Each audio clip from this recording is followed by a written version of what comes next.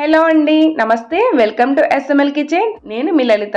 ఈరోజు వీడియోలో వంకాయ రోటి పచ్చడిని ఎలా ప్రిపేర్ చేసుకోవాలో చూపిస్తున్నాను. వేడి వేడి అన్నంలో నెయ్యి వేసుకుని ఈ పచ్చడితో తింటే అసలు రుచి ఎంత బాగుంటుందో. ఇలా పచ్చడి చేసి పెట్టండి, ఒక్క రోజులోనే ఖాళీ చేస్తారు. టేస్ట్ అయితే సూపర్ ఉంటుంది. దీనిని ప్రిపేర్ చేయడానికి టైం కూడా ఎక్కువ పట్టదండి. చాలా క్విక్గా ఈజీగా చేసేయచ్చు. ఇంకా లేట్ చేయకుండా ఈ సింపుల్ ప్రాసెస్లో వంకాయ రొట్టి పచ్చడిని ఎలా ప్రిపేర్ చేసేయాలో చూసేద్దాం. ముందుగా స్టవ్ పైన ప్యాన్ పెట్టుకుని 2 to 3 టేబుల్ స్పూన్ ఆయిల్ వేసుకోండి. ఆయిల్ బాగా వేడయ్యాక 8 లేదా 9 పచ్చిమిర్చిని ఇలా అడ్డంగా కట్ చేసి వేసుకోవాలి. వీటిని ఆయిల్లో లో ఫ్లేమ్లో లైట్గా వేయించుకోండి. దీనిలోనే మనం తీసుకున్న వంకాయలను శుభ్రంగా వాష్ చేసుకుని ఇలా చిన్న ముక్కలుగా కట్ చేసి వేసుకోవాలి.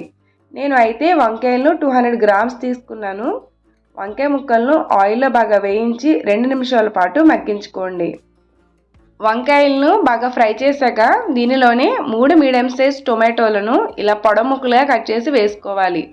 వీటిని కూడా ఒకసారి బాగా ఫ్రై చేసుకుని పచ్చివాసన లేకుండా 2 నిమిషాలు మగ్గించుకోవాలి.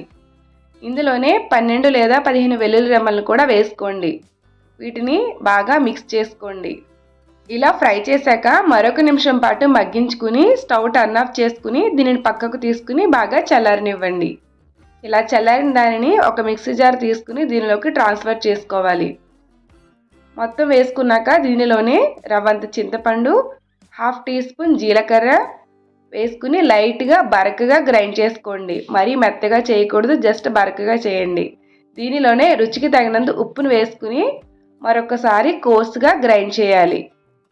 ఈ విధంగా మెత్తగా కాకుండా బరకగా గ్రైండ్ చేసుకోవాలి. దీనిని ఒక గిన్నెలోకి ట్రాన్స్ఫర్ చేసుకోండి.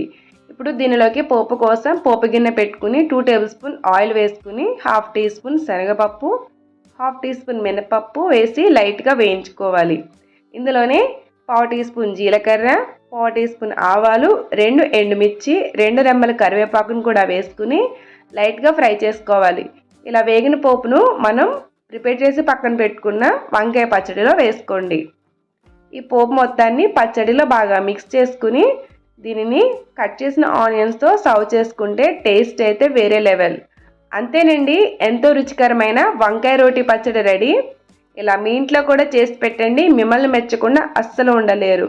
ఈ పచ్చడి రుచి అయితే అంత బాగుంటుంది. ఇలా చేయగానే అలా తినేస్తారు.